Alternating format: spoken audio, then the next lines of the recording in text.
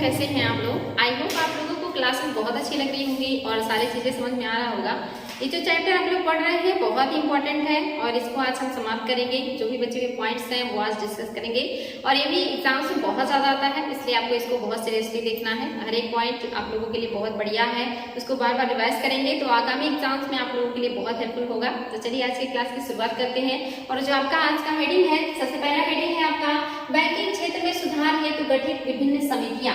इस तरह के क्वेश्चन बहुत ज्यादा आते हैं और ये इंडिविजुअल भी आते हैं और कोर्ट में मिलाने के लिए भी आते हैं। तो जितने भी समितियों में बनाए गए सदस्य हैं, जिनकी अध्यक्षता में समितियां बनी हैं, उनका नाम और वो किस लिए बनाए गए थे या ऐसी समितियों का गठन किस काम के लिए किया गया था, आपको भी देखना है। तो दोनों चीजें आप लोगों को याद होना चाहिए।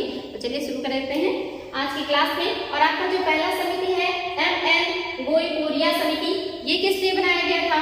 ये ग्राहक सेवा में सुधार के उद्देश्य से बनाया गया था, यानी कि जो भी ग्राहकों को सेवाएं प्रदान की जाती हैं उसमें सुधार करने के लिए जो समिति बनाई गई थी गोइकोरिया समिति थी। इंपॉर्टेंट है बच्चों। नेक्स्ट जो है आपका एक घोष समिति। एक घोष समिति किस लिए बनाया गया था? बैंकों में धोखाधड़ी रोकने के उद्देश्य से एक घोष समिति बनाई गई थी, यानी कि जो समिति थी ये जो है रिसर्च करती या ढूंढेगी बैंकों में जो धोखाधड़ी होता है वो क्यों होता है, उसे कैसे कम किया जा सकता है। तो इसलिए जो समिति बनाई गई थी ये समिति का नाम था एक घोष समिति। जो आपका नेक्स्ट समिति है PR नायक समिति, वेरी इंपॉर्टेंट है। नायक समिति किस लिए बनाया गया था? लघु एवं मध्यम उद्योगों को ऋण उपलब्ध कराने के उद्देश्य से। MSME जो उद्योग है जो आजकल बड़े पैमाने पर उभर रहे हैं और बहुत हेल्पफुल भी हो रहे हैं अर्थव्यवस्था को आगे ले जाने में और लोगों को रोजगार प्रोवाइड करने में। ऐसे उद्योगों को आगे बढ़ाने के लिए, ऐसे उद्योगों को ऋण प्रदान करने के लिए या प्रोवाइड करवाने के लिए क्या प्रावधान होना चाहिए, इस बात का अध्ययन करने के लिए या इसके बारे में अपना राय देने के लिए जो बनाया गया समिति था PR नायक समिति था। क्योंकि मोस्टली जो छोटे उद्योग होते हैं या जो प्राथमिक क्षेत्र के लोग होते हैं, ऐसे लोगों को ऋण प्राप्त करने में बड़ी परेशानी होती है। बैंकों से जो है उन्हें ऋण आसानी से मिलता नहीं है, जिसकी वजह से नई चीजें शुरू करने में लोगों को खासा दिक्कतें आती हैं। इसी वजह से समिति बनाई गई थी कि क्या किया जाए कि ऐसे लोगों को ऋण आसानी से मिले और वो बेहतर कार्य कर सके। आगे जो समिति है SS तारापोर्ट समिति, ये भी बहुत इंपॉर्टेंट है, एग्जाम में कई बार आया है। तारापोर्ट समिति विदेशी विनिमय में पूंजी खाता परिवर्तनीयता के उद्देश्य से, यानी कि जो विदेशी विनिमय होता है उसमें पूंजी खाते की जो परिवर्तनीयता होती है, यानी कि आसानी से जो बदला जा सके। जैसे आप जानते हैं जो हमारी मुद्रा है वो आसानी से दूसरी मुद्रा में परिवर्तित हो, इसी को कहते हैं परिवर्तनीयता।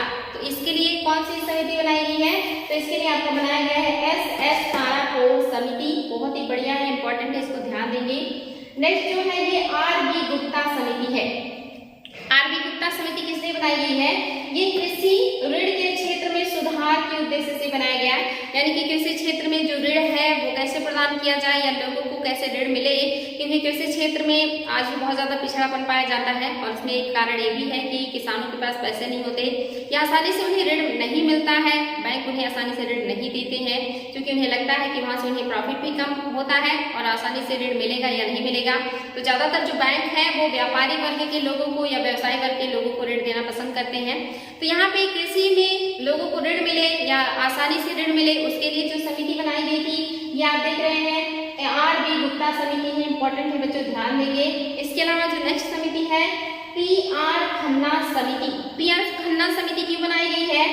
गैर निष्पादक परिसंपत्तियों की रूपरेखा में परिवर्तन के उद्देश्य से। NPA जिसको हमने इसके पहले पढ़ा, नॉन परफॉर्मिंग एसेट्स, ऐसे जो है चीजें जो बहुत ज्यादा बढ़ रही थी बैंकों में, तो इसके लिए क्या किया जाए? ऐसी संपत्तियों की रूपरेखा में परिवर्तन के लिए या उसके उद्देश्य से ये समिति बनाई गई थी और इस समिति ने अपना जो है इसके बारे में रिपोर्ट दिया, जिसके अध्यक्ष है PR खन्ना और इन्हीं की अध्यक्षता में समिति बनी है।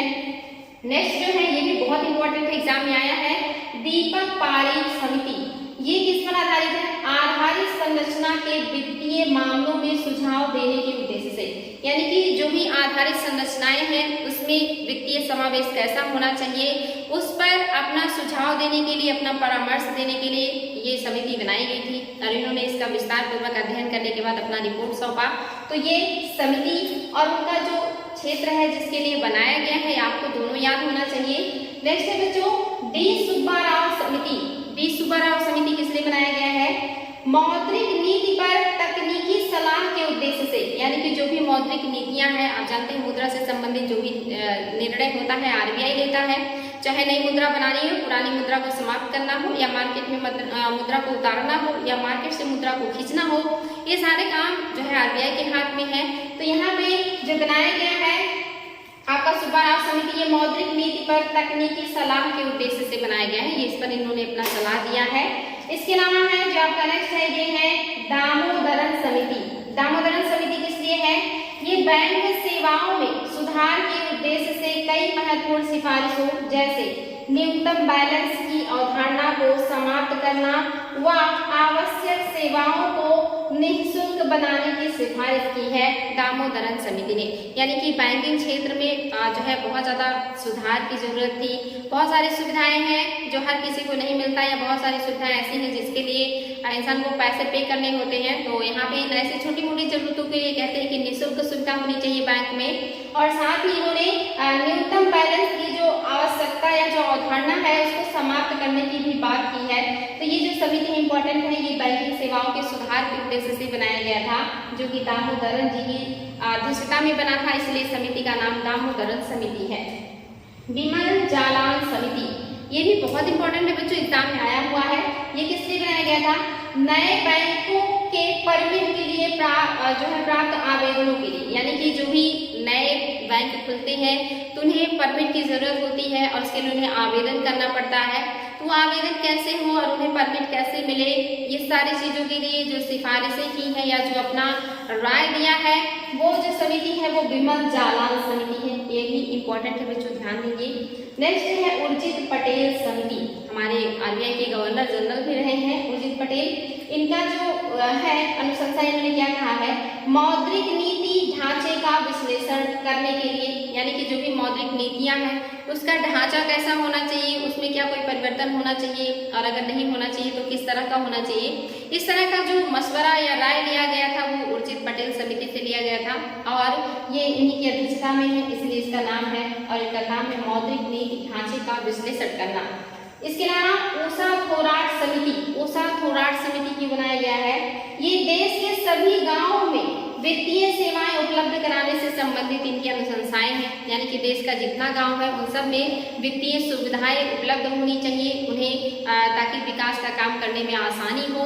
तो इन सारी चीजों की अनुशंसा करने के लिए जो बनाया गया समिति है वो है ऊषा थोराट समिति। नेक्स्ट जो है नचिकेता मोर समिति, ये क्यों बनाया गया है? निम्न आय वाले परिवारों एवं छोटे व्यवसायियों को वित्तीय सेवाएं प्रदान करने के लिए, यानी कि जिन परिवारों के आय बहुत निम्न है या वो छोटे कारोबारी जिन्हें वित्तीय सेवाओं की जरूरत पड़ती है, ऐसे लोगों को वित्तीय सेवाएं मिले, उन्हें आसानी से काम करना जो है करने में असुविधा हो, आसान हो, इन सारी चीजों के लिए जो राय या जो मशविरा देने के लिए बनाई गई समिति है यह नचिकेता मोर समिति है। ये सारी चीजें बच्चों रटने वाली है, इसमें हम आपको बहुत ज्यादा डिटेल नहीं बता सकते, तो इसको आपको बस इतना ही ध्यान रखना है कि कौन सी समिति है और इसका काम क्या है। इसके अलावा दीपक मोहंती समिति, इनका क्या काम है? वित्तीय समावेशन की मध्यवार कार्य योजना, यानी कि जो वित्तीय समावेशन है उसका जो मध्यवार कार्य योजना है उसके बारे में जो परामर्श या जो राय देने का काम करेंगे वो दीपक मोहंती समिति ने किया है। तो दीपक मोहंती समिति भी इंपॉर्टेंट है, इसको ध्यान देंगे। ये आपको बार बार देखना होगा ताकि जब भी एग्जाम में आए तो कूट मिलाने में आपको आसानी हो। जितनी भी समितियां हैं और उनका जो कार्य है उसको देखिएगा अच्छे से, बार बार रिवाइज करेंगे तो बहुत अच्छे से याद हो जाएगा।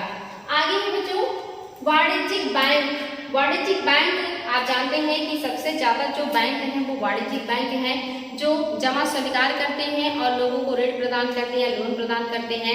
ऐसे बैंकों को ही वाणिज्यिक बैंक कहते हैं। और ये जो बैंक है इसका इतिहास बहुत पुराना है हमारे देश में, लेकिन कुछ पॉइंट्स जो वाणिज्यिक बैंकों से संबंधित एग्जाम में आते हैं या मतलब आने की संभावनाएं हैं, उसमें आपका है कि भारतीयों द्वारा देश में प्रारंभ किया गया पहला बैंक 1881 में स्थापित हुआ था, जिसका नाम अवध कॉमर्शियल बैंक था।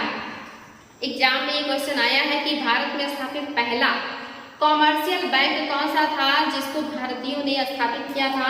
तो आपका जो बैंक है ये अवध कॉमर्शियल बैंक है और ये कब स्थापित हुआ था? तो 1881 में इसकी स्थापना हुई थी, इसलिए आपको यह स्थापना डेट याद होना चाहिए और बैंक का नाम भी। और ये भारत या भारतीयों द्वारा देश में प्रारंभ किया गया पहला कॉमर्शियल बैंक है।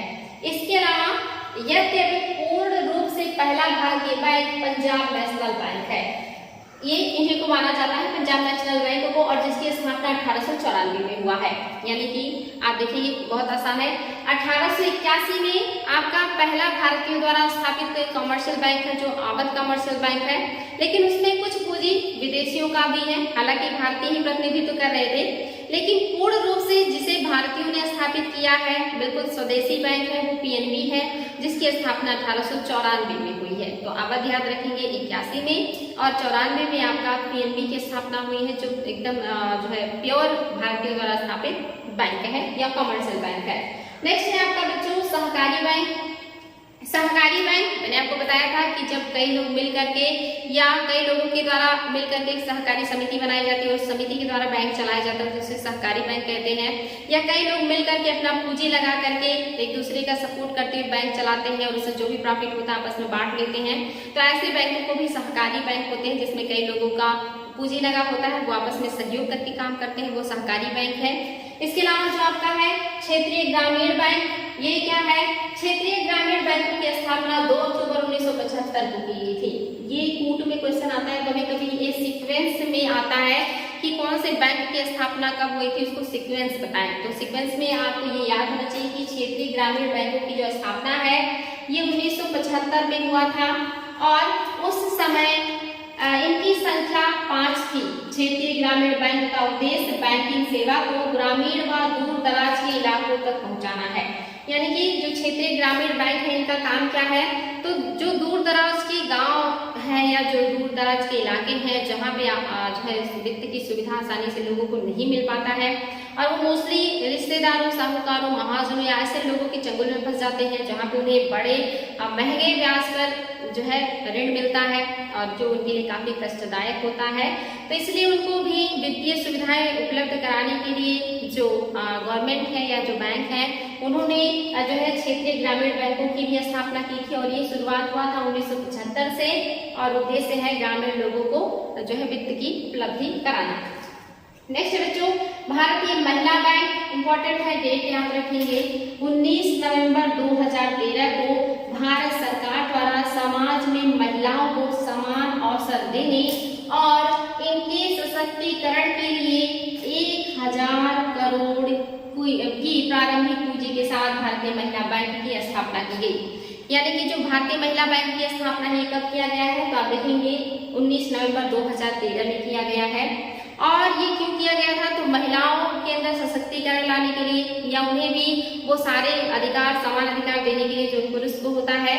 महिला बैंक की स्थापना की गई थी जहाँ का हर कर्मचारी महिलाएं थी और ये 1000 करोड़ पूंजी की लागत से शुरू हुआ था। इंपॉर्टेंट है, ये डाटा भी याद होना चाहिए। 1000 करोड़ की पूंजी से बैंक प्रारंभ हुआ था, लेकिन आगे चल करके 2016 में इसे जो है एसबीआई में विलय कर दिया जाता है। यानी कि 2016 में भारतीय महिला बैंक का विलय भारतीय स्टेट बैंक में कर दिया जाता है।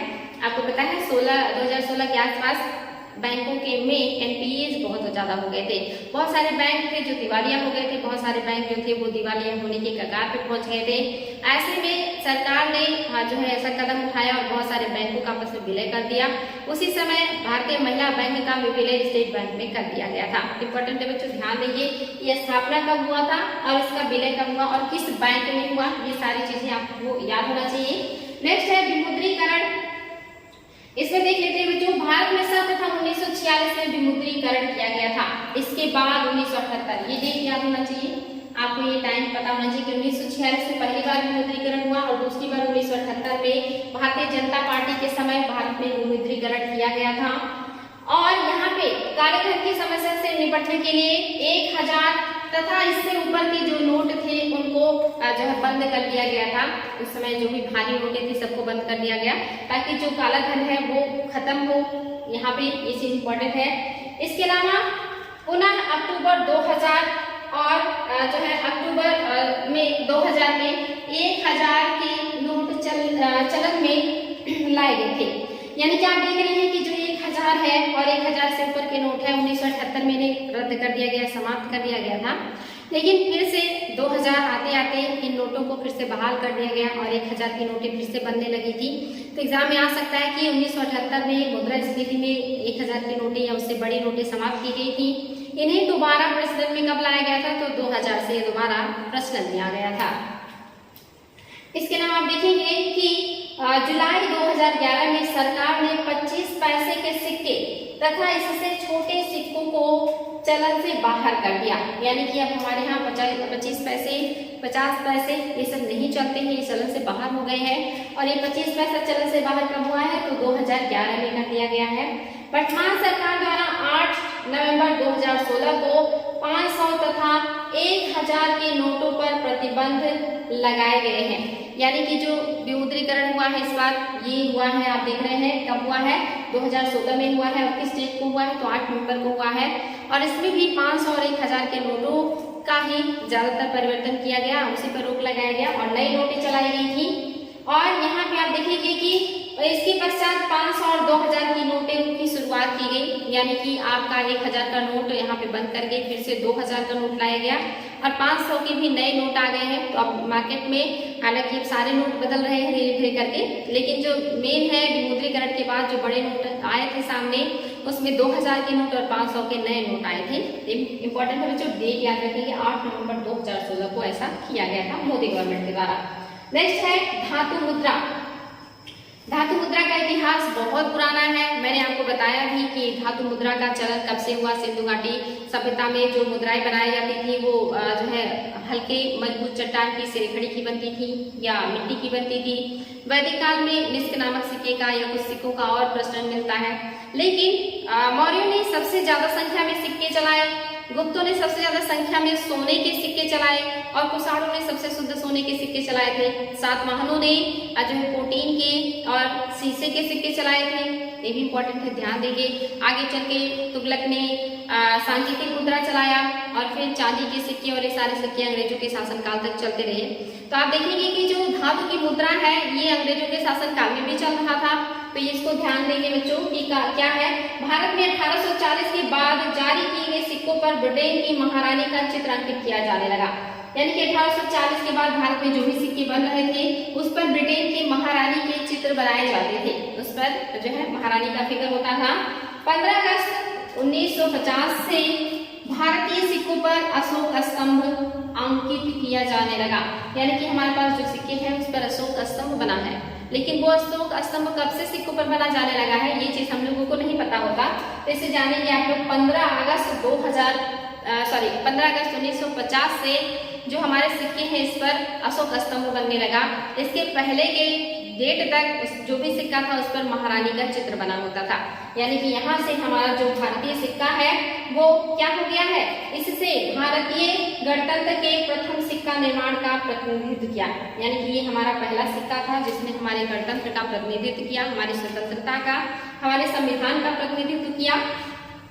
भारत में 1835 से 1893 तक, यानी कि ये टाइम पीरियड अच्छा है। 1835 से 1893 तक हार्सेल समिति को या की सिफारिश के आधार पर 1893 में रजत मान को समाप्त कर दिया गया।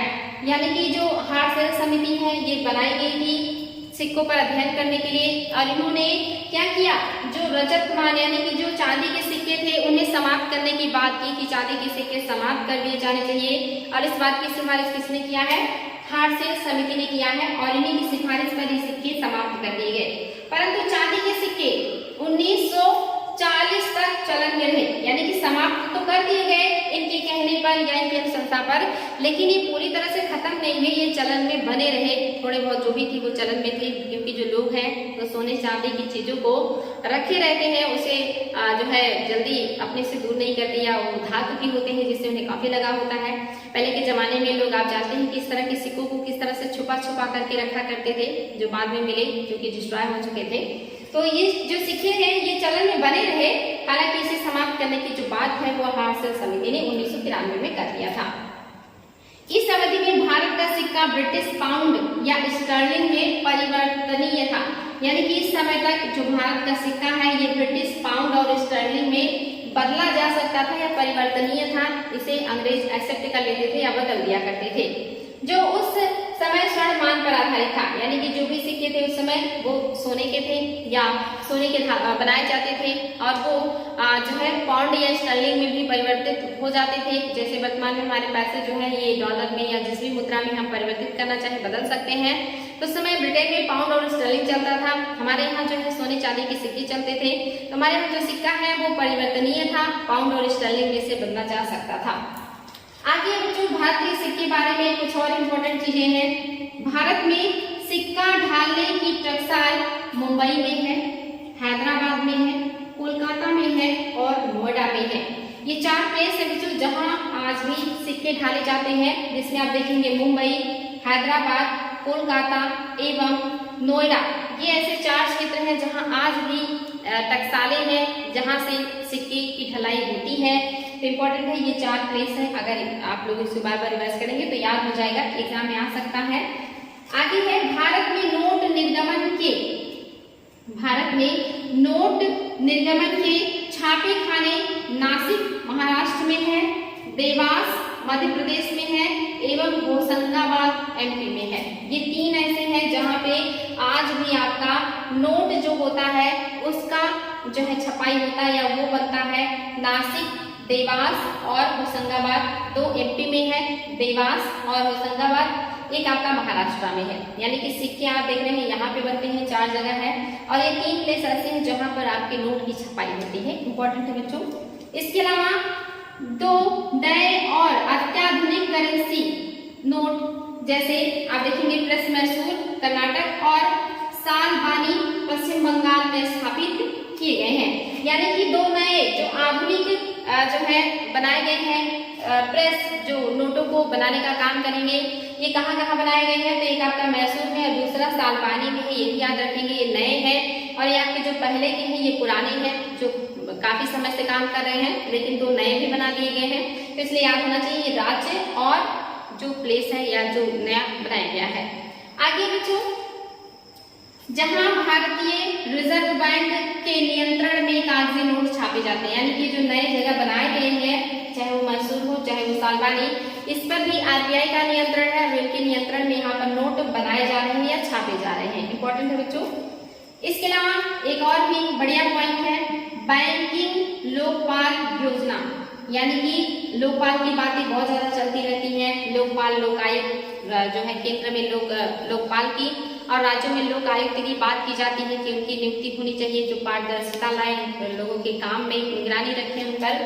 तो बैंकों में भी लोकपाल योजना आई थी और ये योजना क्यों आती है? तो हर जगह जहां भी आएगा ये पारदर्शिता लाएगा, यानी कि बैंकों में पारदर्शिता लाने के लिए, उनके काम को सही करने के लिए, जो भ्रष्टाचार करप्शन होता है उसको कम करने के लिए, ये सारी चीजों के लिए लोकपाल लाया गया था, बैंकिंग लोकपाल। और ये कब आया था बैंकों में? 1995 में बैंकिंग लोकपाल की योजना शुरू की गई थी। याद रखेंगे, एग्जाम में आ सकता है कि बैंकों में लोकपाल योजना कब लाया गया था? 1995 में लाया गया था।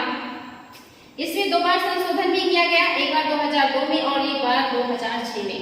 यानी कि जो बैंकिंग लोकपाल 1995 में आया उसमें कुछ संशोधन भी किया गया और संशोधन जब होता है तो उसमें और बेहतर काम करने का कोशिश किया जाता है।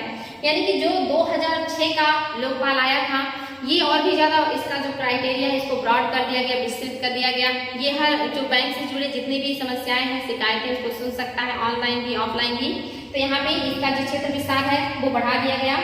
इसके अलावा खातों के प्रकार हैं बच्चों, आपके पास 4 तरह के खाते होते हैं जो हम अक्सर बैंकों में खुलवाते हैं। तो इसमें आपके 4 प्रकार कौन से हैं? तो पहला है बचत खाता, दूसरा है चालू खाता, तीसरा है सावधि खाता और चौथा है आवर्ती जमा खाता। बचत खाता क्या होता है? ज्यादातर लोग बचत खाता खुलवाते हैं। आप जैसे, हम जैसे जो आम लोग हैं, खास करके जो वेतनभोगी हैं या जिनका एक निश्चित अमाउंट आता है, ऐसे लोग बचत खाता खुलवाते हैं। और ये जो खाते होते हैं इस पर जो है पहले आरबीआई नियंत्रण करता था। 2010 तक इसका जो ब्याज होता था, इस पर जो लोगों को ब्याज मिलता था उसका निर्धारण आरबीआई करता था। लेकिन 2011 के बाद से जो इसका ब्याज है उसका निर्धारण बैंकों के हाथ में दे दिया गया। यानी कि जो भी बैंक होगा जिसमें वो खाता खुलाया जाएगा वही निर्धारित करेगा कि वो अपने ग्राहकों को कितना ब्याज देगा। इम्पोर्टेंट है बच्चों, आपका जो बचत खाता है ये ज्यादातर वेतनभोगियों के द्वारा उपयोग में लाया जाता है। और नेक्स्ट जो आपका है चालू खाता। चालू खाता जो होता है ये बिजनेसमैन या कारोबारियों के लिए अच्छा होता है। इसमें अनलिमिटेड बार ट्रांजेक्शन हो सकता है, यानी कि दिन में वो बहुत बार या अनलिमिटेड बार पैसे बैंक से निकाल सकते हैं और बैंक में जमा कर सकते हैं। बैंक इस पर उनको कोई ब्याज नहीं देता है, इसलिए ये व्यापारियों के लिए ज्यादा सुलभ है। एग्जाम में आता है क्वेश्चन की व्यापारी कौन से खाता खोलते हैं या कौन सा खाता उनके लिए सबसे अच्छा है, तो उनके लिए चालू खाता जो करंट अकाउंट है सबसे बढ़िया होता है। नेक्स्ट जो है ये सावधि खाता। सावधि खाता जिसको फिक्स डिपॉजिट भी कहते हैं, यानी कि यहाँ पे जो लोग होते हैं वो अपना एक निश्चित अमाउंट एक निश्चित समय के लिए, अब वो जो है 6 महीने से लेकर के 1 साल 10 साल या इससे ज्यादा भी हो सकता है, और वहाँ पे जो उनका अमाउंट होगा और जो अवधि होगी उसी के आधार पर उनको ब्याज मिलता है। और सबसे ज्यादा जो ब्याज है इसी खाते पे मिलता है जो सावधि खाता होता है। इंपॉर्टेंट है बच्चों, ये फिक्स डिपॉजिट खाता है। नेक्स्ट है आवर्ती जमा खाता।